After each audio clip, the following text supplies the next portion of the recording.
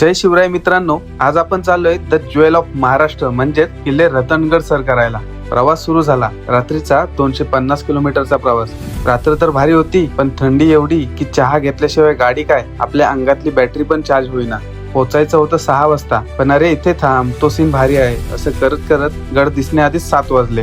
रस्ता थोडा कन्फ्युजिंग होता, पण फायनली रतनवाडी गाठलं. पोटात कावले ओढत होते म्हणून आधी मॅगी आणली, मग अमृतेश्वर मंदिराचं आणि कुंडाचं दर्शन घेऊन पुढे 7 किलोमीटरचा ट्रेक सुरू केला.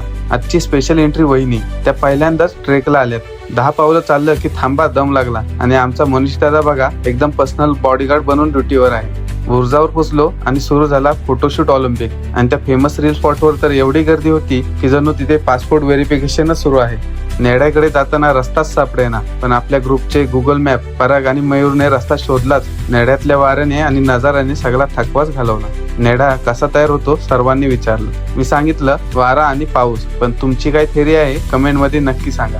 गड उतरलो, पण कुणीतरी सांगितलं की उद्या हरिश्चंद्रगड सुद्धा करायचा आहे. हे ऐकून सागरची गाडी जागेवरच पलटी झाली. व्हिडिओ आवडला तर लाईक करा आणि रतनगडचा पूर्ण व्लॉग आपल्या YouTube चॅनलवर नक्की बघा. जय शिवराय.